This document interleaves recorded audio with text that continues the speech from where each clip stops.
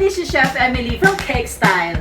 And today I'll be showing to you a favorite recipe of mine using my favorite products. Walang iba kundi ang Bakersfield, Philippines.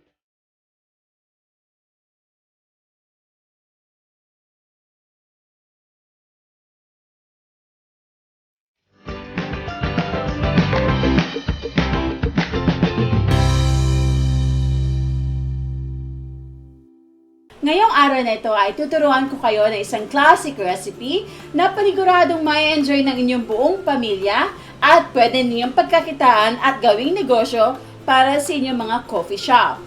Ang recipe ito ay walang iba kundi ang tinatawag ko na Mocha Caramel Cake.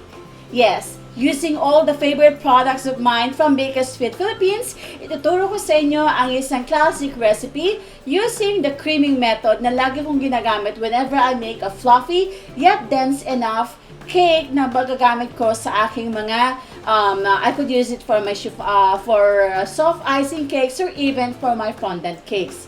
Tara, at umpisahan na natin. For our ingredients of our mocha cake, we have 3 cups of sifted all-purpose flour, 1 tablespoon of Bakersfield premium cocoa powder, 1 tablespoon of baking powder, 2 tablespoons of Bakersfield Flavor Aid mocha flavor, 1 1/4 cup of buttermilk. Buttermilk is made out of 1 cup of milk plus 1 tablespoon of vinegar, 2 cups of sugar, half a cup of unsalted butter softened, half a tablespoon of Bakersfield Chef Master Sponge Cake Stabilizer, and 3 pieces of medium-sized egg, plus 1 teaspoon of Flavor Aid Bakersfield Flavor Aid French Vanilla Extract. Using our wire whisk attachment, let's combine our softened butter, 2 cups of granulated sugar, and 1/2 tablespoon of Cake Master Sponge Stabilizer by Bakersfield. Let's mix our mixture until it becomes fluffy and the sugar is melted. Try to scrape the side of your bowl, making sure that the butter will combine with our sugar.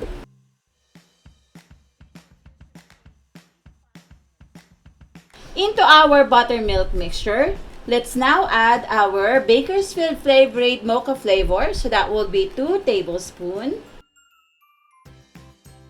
plus 1 teaspoon of our French vanilla. Okay, so you will notice that there are curdling effect. That is our buttermilk. So yan po yung ginagawa ng ating buttermilk sa mixture natin. So our liquid mixture is ready to use. Now let's prepare our dry ingredients. We have here sifted 3 cups sifted all-purpose flour.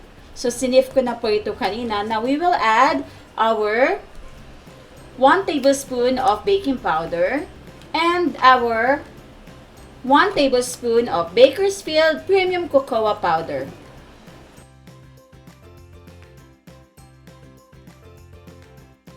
Once our sugar and butter is properly combined, we will now add our eggs, 1 egg at a time. Again, try to scrape the side of the bowl, making sure that everything is well combined. Now, let's whisk the mixture for at least 3 minutes until it becomes airy and fluffy. At the lowest speed, i-add na po natin ang ating dry ingredients, pero alternate po siya sa ating liquid ingredients. So, it's like you divide it into 3 sa paglalagay. Low speed lang po para hindi kumalat ang ating mixture. Make sure that you are at the lowest speed of your mixer.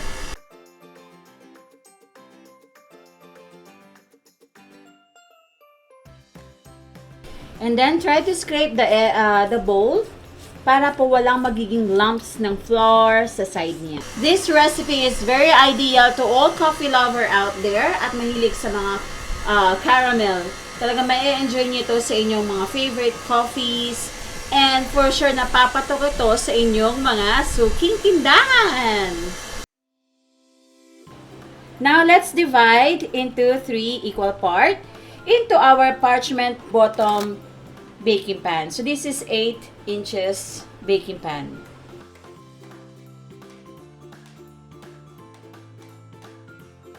Let's bake this for 150 degrees for 30 minutes or until we do the toothpick testing method. Pag in-insert mo na yung toothpick and it will come out clean, then ready na po siya.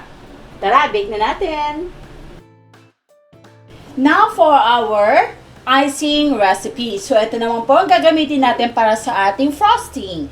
We have 500 grams of Bakersfield Whip It non-dairy cream paste using the classic flavor, 2 tablespoons of Bakersfield flavored mocha flavor, 1 teaspoon of Bakersfield flavored French vanilla, and we will be using 1 cup of frozen Sprite. So dito po tayo manggagaya sa malamig, nagyayelo pa na Sprite natin. Okay? And we're about to start. Into our mixer, using our whisk attachment, we'll have the 500 grams of Whip It. The sugar content of our Sprite will make our cream or our icing taste sweeter. So, hindi na po natin siya kailangan dagdagan pa ng sugar. And the coldness or the ice will make it more fluffy ang atin namang icing. Time to add our 2 tablespoons of flavored mocha flavor. And our 1 teaspoon of flavored French vanilla. Whip at medium-high speed until it doubles in size.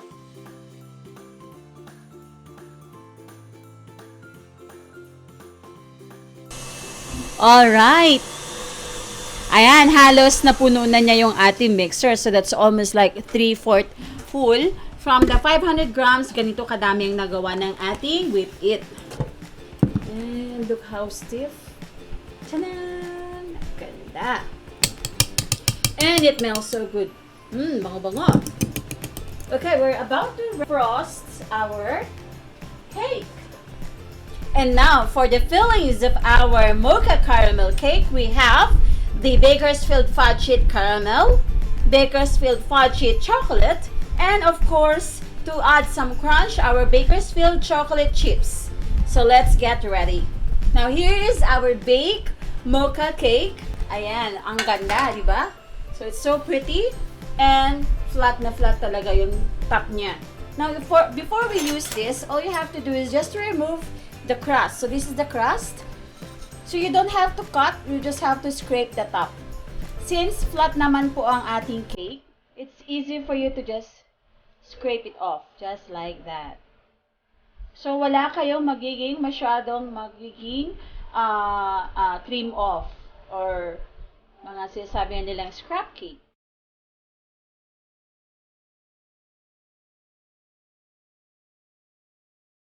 On the bottom layer, we will be putting our fudge sheet caramel filling.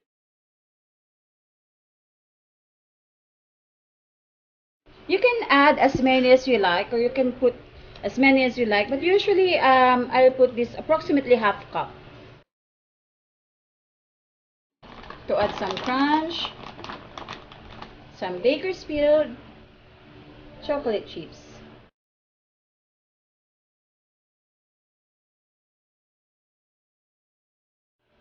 And for this one, we're going to add the fudge sheet chocolate naman.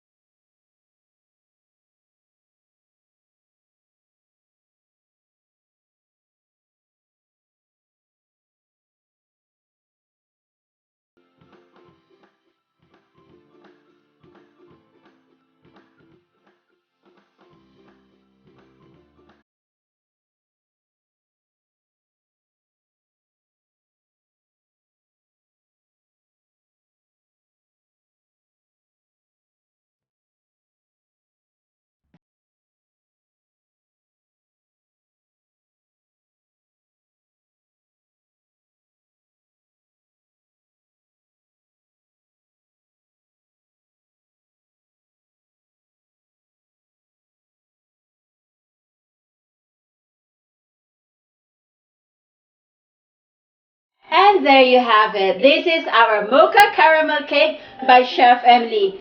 I'm pretty sure that this is the best mocha caramel cake that you can taste of your own because it is used by all the different ingredients from Bakersfield, Philippines, the #1 baking industry here in the Philippines. So meron po tayo dito mga iba't ibang flavors, chocolate chips, and other products that you can choose from. And again, this is Chef Emily from Cake Style by Chef Emily. Please watch my other tutorials at my YouTube channel, Cakes and Lifestyle by Chef Emily. Join us at Cake Artists and Bakers Network Philippines and be a Facebook page follower from my Chef Emily Facebook, and please do comment on all my videos, like and subscribe, and please share. Thank you for watching. Bye!